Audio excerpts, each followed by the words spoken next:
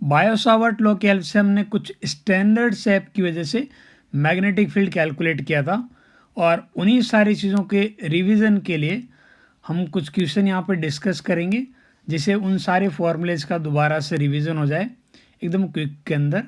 ठीक है, तो वन बाय वन अपन कुछ डिफरेंट क्वेश्चन देखते हैं। ऊपर जो भी अपन बायो-सावर्ट से डेराइव किया है हम उन्हीं फॉर्मूलों की यूज़ करते हुए बात करेंगे। ठीक है, जैसे इस फर्स्ट वाले से बात कर लेते हैं।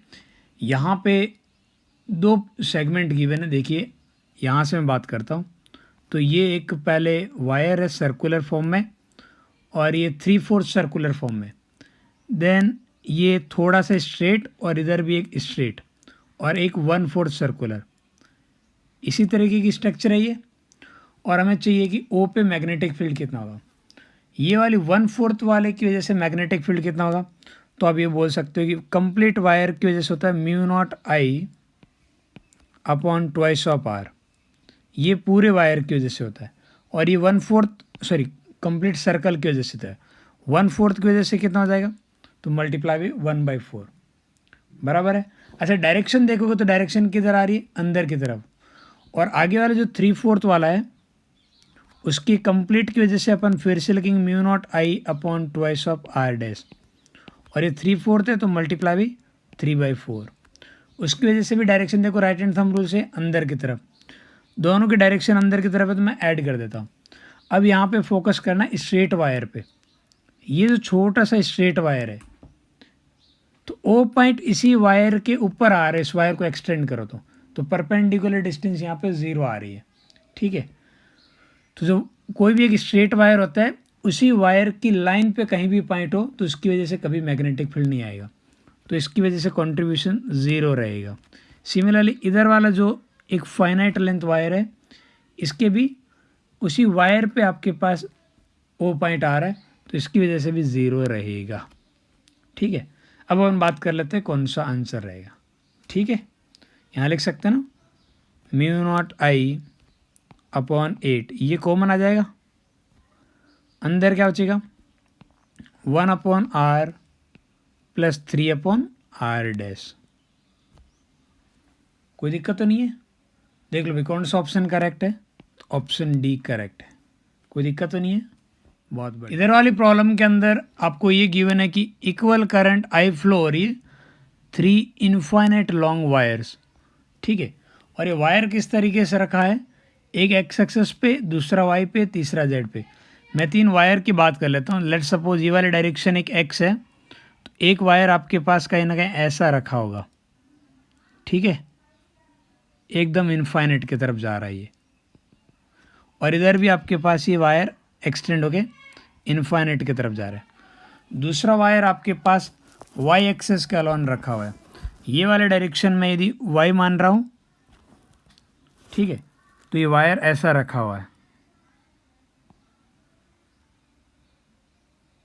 ठीक है, इधर इनफाइनाइट की तरफ जा रहा है और नीचे भी इनफाइनाइट की तरफ। ठीक है, और तीसरा वायर आपका जेड एक्सेस पे रखा हुआ है इस तरीके से। ठीक है, ये भी इनफाइनाइट की तरफ जा रहा है। तो ये 3 वायर रखा हुआ है। अब जिस पॉइंट पे हमें मैग्नेटिक फील्ड चाहिए वो कहाँ है, अब उस पर बात करते हैं। वो पॉइंट है 0,0, माइनस से ही।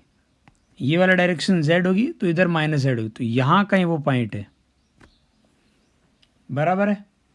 अब इस पॉइंट पे ये डिस्टेंस होगी आपके पास a ओरिजिन से।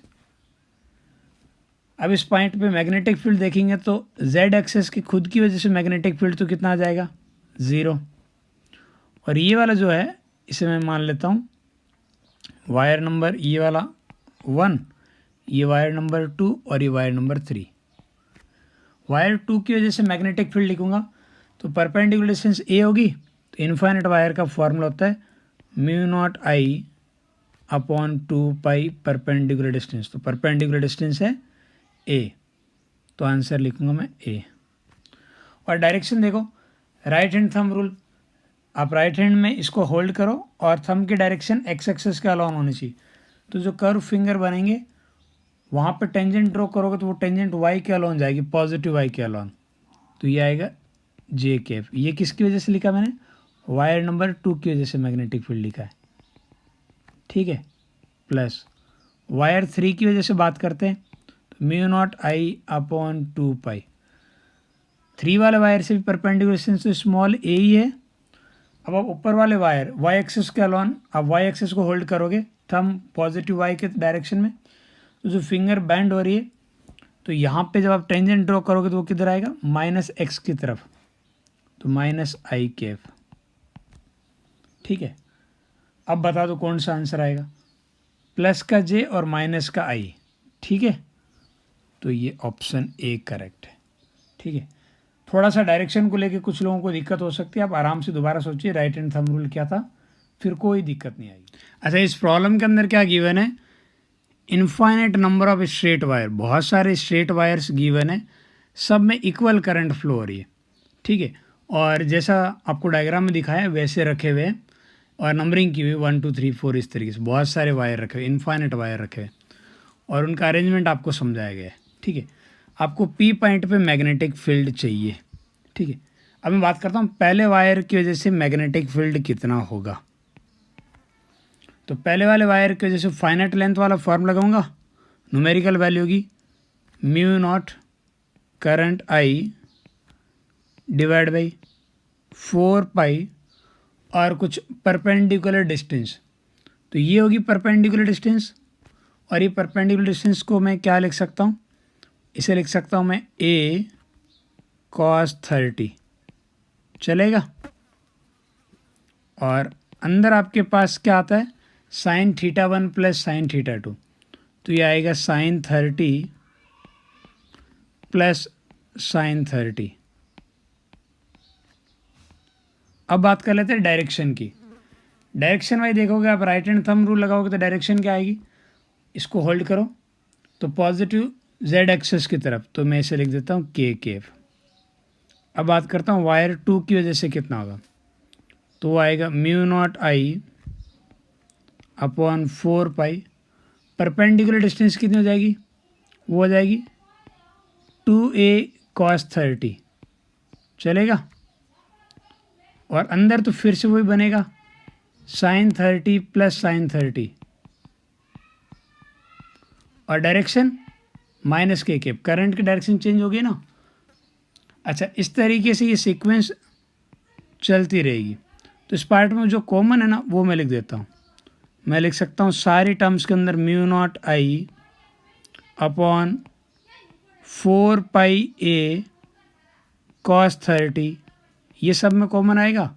और इवन साइन 30 प्लस साइन 30 ये भी कॉमन आएगा, चेक कर लो, साइन 30 प्लस साइन 30 ये वाला पार्ट, ये पूरा सब में कॉमन है। फिर अंदर क्या बचेगा वो बात करते हैं। जो पार्ट अंदर बचेगा, पहले वाले में क्या बचेगा, ये 1 बचेगा, मैंने सब कुछ कॉमन ले लिया। दूसरे वाले के अंदर -1/2 बचेगा और तीसरे में +1/3 और फिर आपके पास -1/4 +1/5 और के में बाहर ले लेता हूँ। तो यही सीक्वेंस बचेगी। एक काम करते हैं, थोड़ी वैल्यू पुट कर देते हैं और अच्छा दिखने लग जाएगा। ये रहेगा हमारे पास म्यू नॉट आई अपॉन 4 पाई ए, ऊपर साइन 30 प्लस साइन 30, साइन 30 होता है 1/2, 1/2 प्लस 1/2 तो 1, और कॉस 30 कितना होता है √3/2, ये बचेगा। और ये पार्ट है 1 - 1/2 plus 1/3 -1/4 plus 1/5 -1/6 and so on. इस तरीके से ये इन्फाइनाइट तक चलती रहेगी सीक्वेंस, कोई दिक्कत तो नहीं है। अब ये थोड़ी सी दिक्कत हो जाती है, भाई ये क्या है, क्या ये इन्फाइनाइट जीपी है? बिल्कुल नहीं है, ये इन्फाइनाइट जीपी नहीं है। फिर ये ऐसी क्या स्ट्रक्चर हो सकती है? तो ऐसे में आपको थोड़ा सा ना ऑप्शन की हेल्प ले सकते हो। ऑप्शन में देखो कहीं ना कहीं 3 ऑप्शन, एक तो 0 को छोड़ दे तो सब में log 2 log 4 ऐसा गिवन है। तो आपको log का एक्सपेंशन देखना चाहिए, थोड़ा सा दिमाग पे जोर डालिए। आपने ऐसा पढ़ा होगा log 1 प्लस एक्स, इसका एक्सपेंशन पड़ा होगा ना, तो थोड़ा याद करके बताओ log 1 प्लस एक्स का एक्सपेंशन क्या होता है। तो कुछ ऐसा आता होगा, x minus x square by 2 plus x cube by 3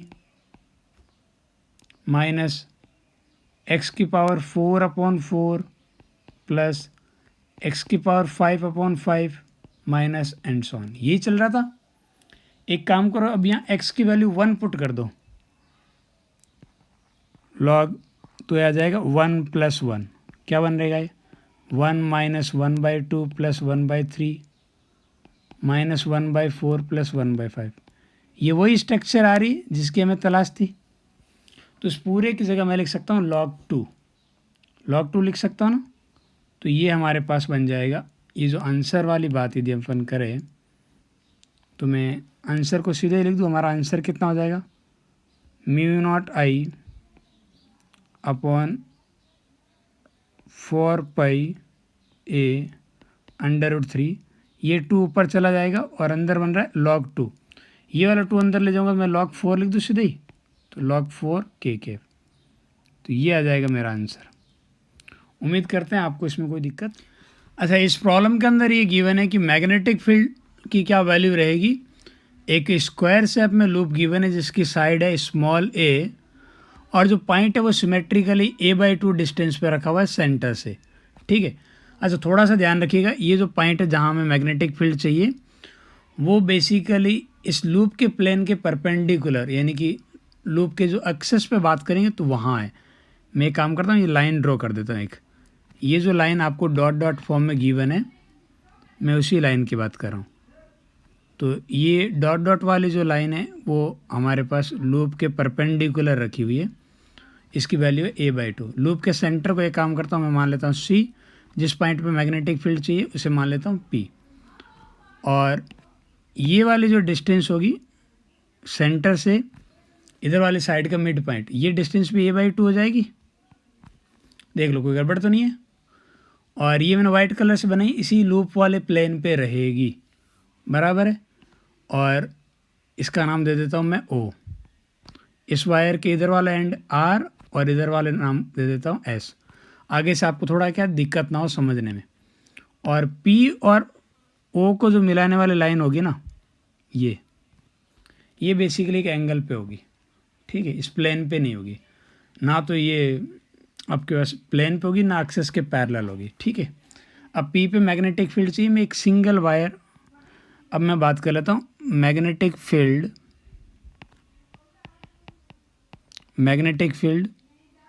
eight P due to RS wire. ये जो फाइनाइट लेंथ वायर है ना, इसकी वजह से मैग्नेटिक फील्ड की बात करता हूँ। तो फाइनाइट लेंथ वायर की वजह से, इस पहले वायर की वजह से मैग्नेटिक फील्ड B1 मान लेते हैं। तो फाइनाइट लेंथ का फॉर्मूला होता है mu naught I upon 4 pi perpendicular distance, और अंदर हमारे पास साइन θ1 प्लस साइन θ2, यही रहता है। थोड़ा सा स्ट्रक्चर को समझते हैं कि क्या नज़ारा है, आगे से आपको जल्दी समझ आएगा। पहले तो मैं ये जो एक ट्राइंगल बना है ना, उस ट्राइंगल को बनाना चाहूँगा, ठीक है। इस ट्राइंगल को यहाँ बनाते हैं अपन। एक ये हमारे पास रह गया P, और ये आपके पास a/2 डिस्टेंस, ये सेंटर C, और इधर की तरफ प्लेन के अंदर वाला साइड a/2, और ये इस वायर का मिड पॉइंट O। मैं साइड व्यू की बात कर रहा हूँ। और ये आपके पास जो मैंने पिंक कलर में दिखाई हुई है ये वाले डिस्टेंस, ये एंगल आपको पता लग गया होगा 45 है, और ये लेंथ भी पता लग गई होगी। इस लेंथ को मैं लिख सकता हूँ a/√2, a/2 मल्टीप्लाई बाई √2, तो इसे लिख सकता हूँ a/√2, बराबर है।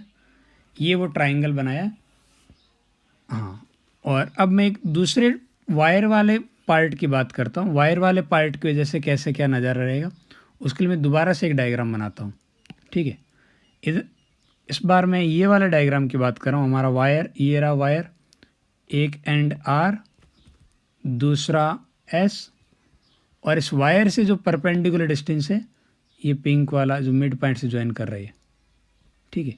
यहाँ पे हमारे पास P, और ये लेंथ a अपॉन √2 बराबर है, ये एंगल 90 डिग्री।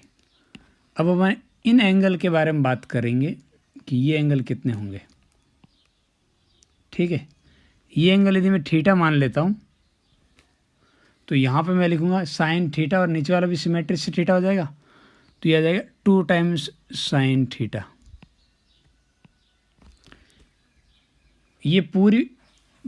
ये वाला मिड पॉइंट ओ, ये पूरी लेंथ आपके पास आर से लगा के एस तक ए है, तो ये भी a/2 हो जाएगी। ये a/2 और ये a अपॉन √2। तो इस लेंथ की बात करूँगा, मैं लिख सकता हूँ a √1/4 प्लस 1/2, 1/2 का स्क्वायर प्लस 1 अपॉन √2 का स्क्वायर, तो ये आ जाएगी a √3/2 बराबर है।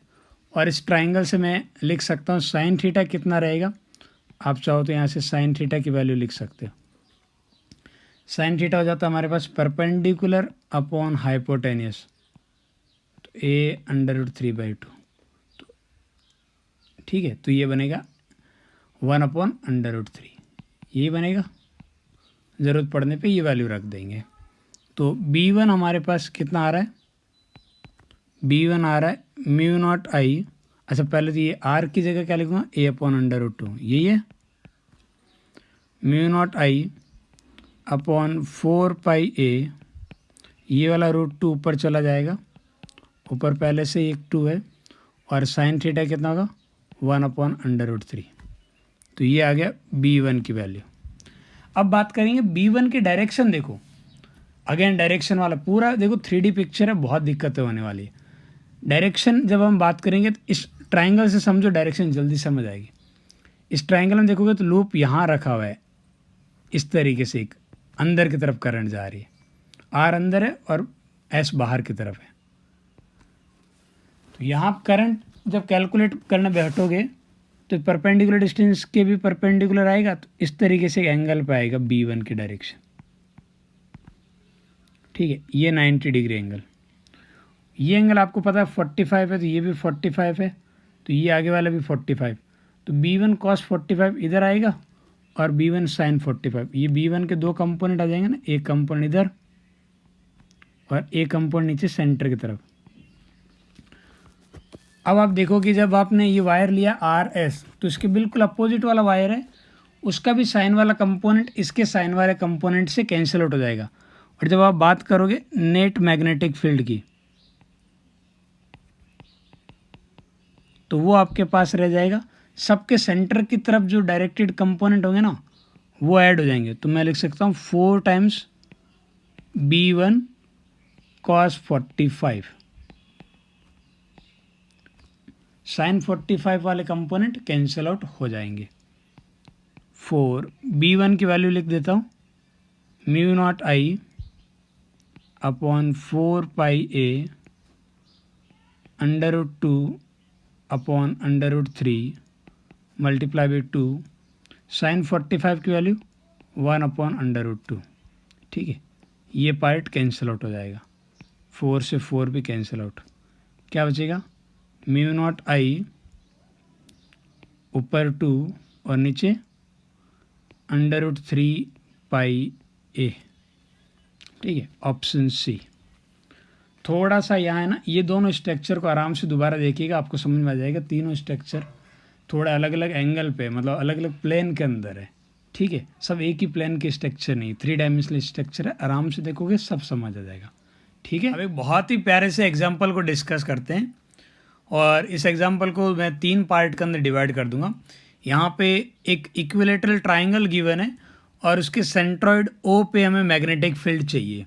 ठीक है, और इक्विलेटरल ट्राइंगल से एक एंड जो P है, P से एक इन्फाइनेट वायर कनेक्टेड है, यानी एक वायर जो इन्फाइनेट से आ रहा है वो P से कनेक्टेड है, और Q से एक वायर दोबारा कनेक्टेड है जो इन्फाइनेट की तरफ जा रहा है, और इन्फाइनेट से जो आ रहा है उधर से करंट I आ रही है, और यही करंट P पे आके 2 पार्ट में डिवाइड हो जाएगी।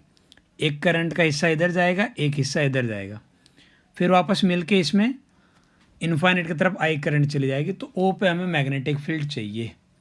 ठीक है, हम इस पूरे को एक ट्राइंगल को अलग पार्ट में देखेंगे, इधर वाले इन्फाइनेट को अलग सॉल्व करेंगे, इधर वाले को अलग करेंगे। सबसे पहले इधर वाले इन्फाइनाइट वायर की वजह से मैं बात करता हूँ। तो इधर वाले इन्फाइनाइट वायर की वजह से मैग्नेटिक फील्ड की बात करेंगे। तो सबसे पहले मैग्नेटिक फील्ड का फॉर्मूला क्या लगेगा, तो आप गलती से भी इन्फाइनाइट वायर वाला फॉर्मूला मत लगा देना, क्योंकि इस ओ वायर पे, ओ पॉइंट पे जब आप बात करोगे तो मैं फॉर्मूला लगाऊंगा फाइनाइट लेंथ वाला। फाइनाइट लेंथ वाला फॉर्मूला क्या होता है, वो होता है mu naught I upon 4 pi r. R क्या होता है, परपेंडिकुलर डिस्टेंस। अब ये जो वायर पी से लगा के इधर इन्फाइनाइट तक है, इसकी ओ से परपेंडिकुलर डिस्टेंस ये वाली होगी, इस बात का ध्यान रखें। ये वो डिस्टेंस है परपेंडिकुलर जिसकी हमें ज़रूरत है, ठीक है। वायर पी पे एंड हो गया, आगे नहीं है, बट फिर भी हमें परपेंडिकुलर डिस्टेंस के लिए इस वायर को डॉट डॉट करके एक्सटेंड करेंगे, फिर परपेंडिकुलर ड्रॉ करेंगे। तो ये वो लेंथ है जिसकी हमें ज़रूरत है, बराबर है। तो सबसे पहले तो हमें कैलकुलेट करना पड़ेगा कि ये लेंथ है कितनी। मान लेते हैं ये लेंथ अभी के लिए स्मॉल आर मान रहा हूँ, तो मैं यहाँ वैल्यू लिख दूंगा स्मॉल आर मल्टीप्लाई बाई, फिर लिखा जाएगा angle sine theta 1 plus sine theta 2, ऐसे लिखते हैं। एंगल इस लाइन के साथ मेजर होंगे, किसके होते हैं, पॉइंट, वो जो जिस पॉइंट पी यहाँ पे ओ पॉइंट पे निकालना है, तो ओ से एक एंड को मिला दो। ये लो, मैंने ओ को एक एंड से मिला दिया, ये वाला एक एंड तो, और तो एक एंगल ये बन गया मेरे पास। दूसरा एंगल दूसरे एंड को मिलाने जाएंगे तो 90 डिग्री है, तो मैं इसको बिल्कुल पैरेलल लाइन ड्रॉ करनी पड़ेगी, तब जाके आगे मिलेगा। तो दूसरा एंगल ये रह गया, ठीक है। तो यहाँ पे एक एंगल तो 90 डिग्री आ गया, साइन 90, और दूसरा एंगल कितना होगा, यदि आप इसे थीटा मानते हो तो क्या लिखूंगा, थीटा लिखना चाहिए कि माइनस थीटा। देखो यहाँ दोनों एंगल क्लॉकवाइज मेजर हुए। जब हमने फाइनाइट लेंथ वाले डिराइव किया था, mu naught I upon 4 pi r sine theta 1 plus sine theta 2, तो एक एंगल क्लॉकवाइज था तो दूसरा एंटी क्लॉकवाइज था। ये वाला एंगल तो सही है। ये वायर बेसिकली जब हमने स्ट्रक्चर थी उसी स्ट्रक्चर के हिसाब से देखा जाए तो ये वाला जो छोटा वाला एंगल है वो उधर की साइड होना चाहिए था, और गलती से इधर के साइड में, तो मैं उसकी जगह माइनस का थीटा लिखूंगा, बराबर है। अच्छा, इस ट्राइंगल से अब मैं साइन थीटा यदि कैलकुलेट करना चाहूँ तो आप बोल सकते हो कि साइन थीटा की जो वैल्यू है, ठीक है, साइन थीटा की बजाय जल्दी के लिए मैं यहाँ पे, ये लेंथ मेरे को पता है L/2 है, ठीक है। ये वाली लेंथ कितनी है, L/2, और ये लेंथ कितनी है आपके पास, ये वाली जो लेंथ आएगी, क्या ये वाली लेंथ अपन कैलकुलेट कर सकते हैं, बिल्कुल कर सकते हैं, क्योंकि ये एंगल हमें पता है। ये एंगल कितना है, ये एंगल है हमारे पास 30 डिग्री, एंगल बाइसेक्टर। तो ये थीटा वैसी मुझे पता है 60 डिग्री आएगा। तो साइन 60 की वैल्यू कितनी आएगी, साइन 60, तो साइन 60 होता है √3/2। तो साइन -60 कितना हो जाएगा, वो वापस आगे माइनस का साइन आ जाएगा, म्यू नॉट आई अपॉन 4 पाई। अच्छा, आर की वैल्यू क्या लिख सकता हूँ मैं, यहाँ से लिख सकता हूँ tan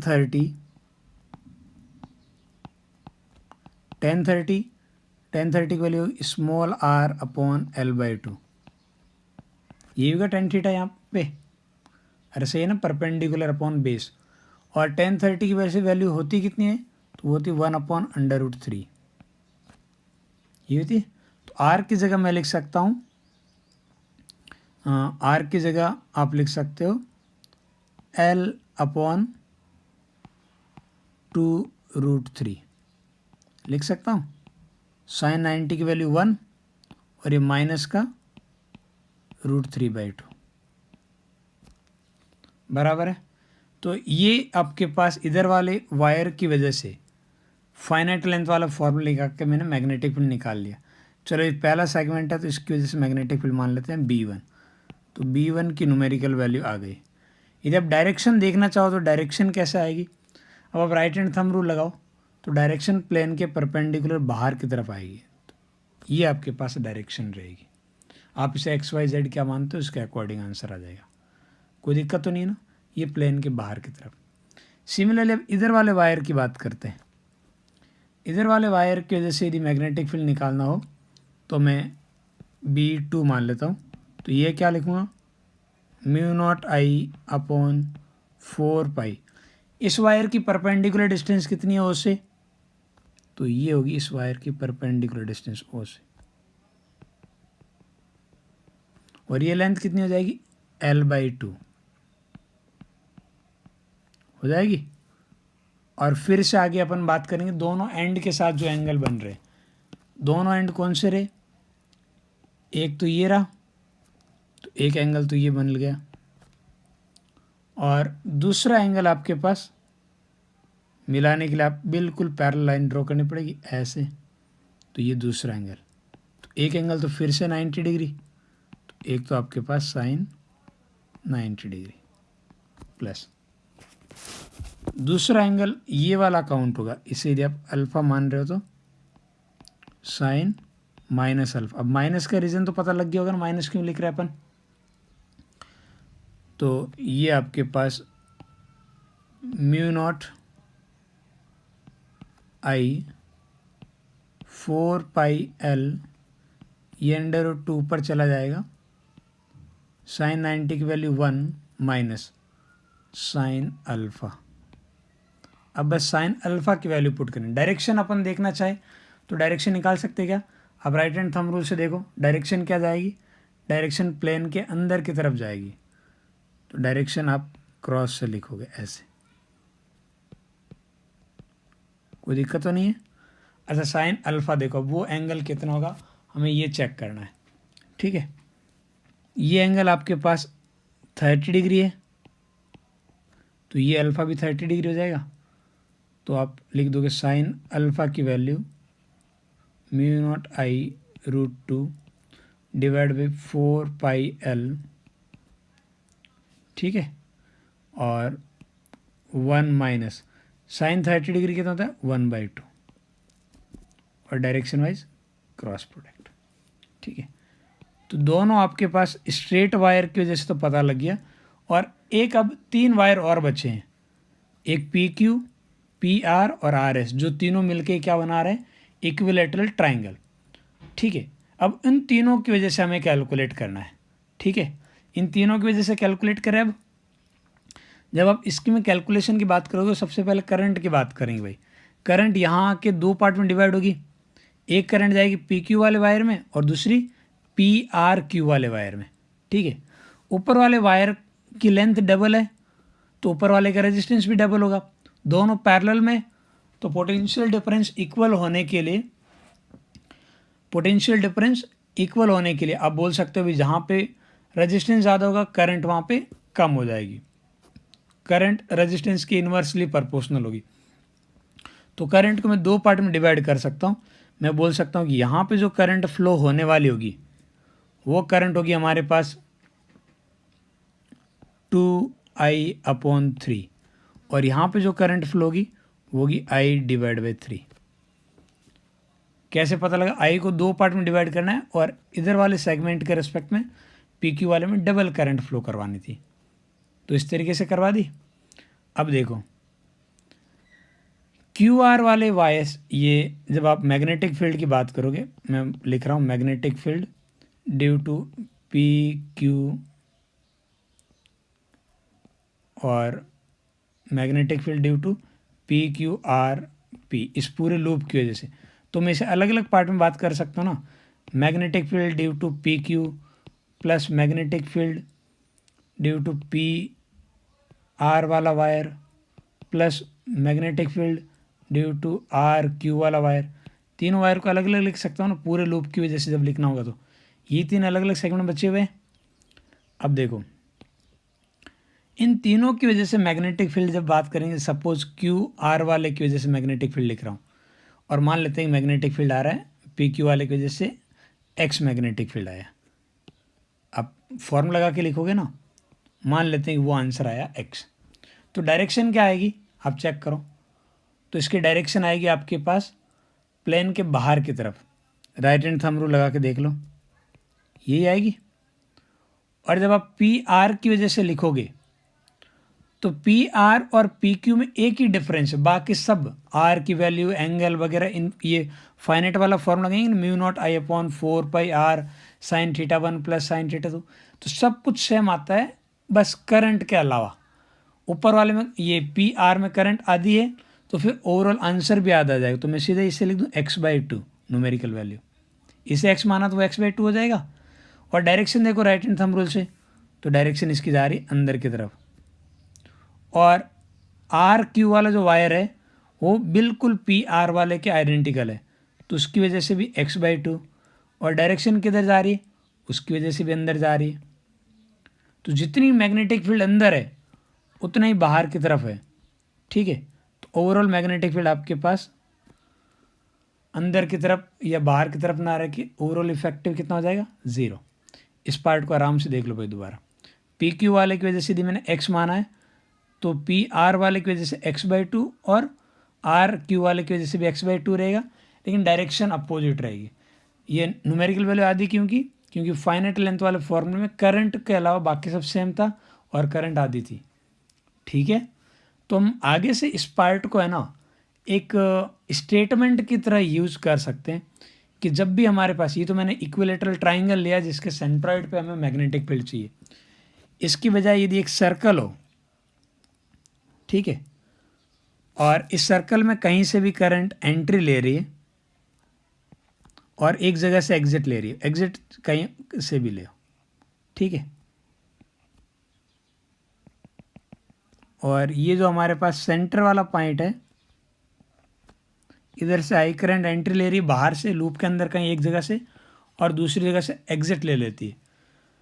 तो सेंटर पे मैग्नेटिक फील्ड इस लूप की वजह से कितना आएगा, यानी कि इस सिमेट्रिक स्ट्रक्चर सर्कल की वजह से, सिर्फ सर्कल की बात कर रहा हूँ, बाहर वाले पार्ट की बात नहीं कर रहा हूँ, तो आंसर रहेगा 0। मैग्नेटिक फील्ड कितना रहेगा, 0। किसकी वजह से, सर्कुलर वाले पोर्शन की वजह से इफेक्टिव। अब यदि मैं इसकी बजाय एक स्क्वायर ले लूँ, ठीक है, और स्क्वायर में कहीं एक जगह से करंट एंट्री ले रही है और दूसरी जगह से एग्जिट ले रही है, चाहे वो दूसरा पॉइंट यहीं ले लो, कहीं से एंट्री ले कहीं से एग्जिट ले, तो इस स्क्वायर वाले सेगमेंट की वजह से सेंटर पे मैग्नेटिक फील्ड कितना रहेगा, 0। तो अब हमेशा याद रखिए, एक सिमेट्रिक ऑब्जेक्ट है या एक सिमेट्रिक वायर का कुछ स्ट्रक्चर गिवन है और वो जो क्लोज फॉर्म में हो और उसमें एक जगह से कहीं बाहर से करंट एंट्री लेती है, लूप की खुद की करंट नहीं है, बाहर से आ रही है, और दूसरे कहीं किसी पॉइंट से एग्जिट ले लेती है, तो उस पर्टिकुलर लूप, चाहे वो लूप सर्कुलर हो, इक्विलेटरल ट्राइंगल हो, स्क्वायर हो, हेक्सागोनल, पेंटागोनल, कुछ भी हो, तो उस पर्टिकुलर सिमेट्रिक स्ट्रक्चर की वजह से सेंट्रॉइड पे मैग्नेटिक फील्ड 0 रहेगा। बाहर जो एक वायर जो जिसके थ्रू एंट्री ले रहा है और जिसके थ्रू एग्जिट ले रहा है, उसकी वजह से कितना होगा वो हमें सेपरेट कैलकुलेट करना पड़ेगा। मैं उसकी बात नहीं कर रहा हूँ, इस बात का ध्यान रखें, ठीक है। अब कुछ लोग इस चीज़ को है ना कन्फ्यूज़ हो जाएंगे जब ऐसी स्ट्रक्चर गिवन होगी कि सर जैसे एग्ज़ाम में पूछ लिया, ये एक इक्विलेटरल ट्राइंगल है, देखते रहो, ठीक है सर, ये इक्विलेटरल ट्राइंगल है, इसमें आई करंट फ्लो हो रही है और इस तरीके से। आप बताओ सर सेंट्रॉइड पे मैग्नेटिक फील्ड कितना रहेगा, सर आपने लिखवा रखा था 0, बिल्कुल 0 नहीं रहेगा। इसमें कहीं बाहर से करंट एंट्री और एक दूसरे पॉइंट से एग्जिट नहीं ले रही, इस लूप के अंदर ही एक ही डायरेक्शन में करंट फ्लो हो रही है।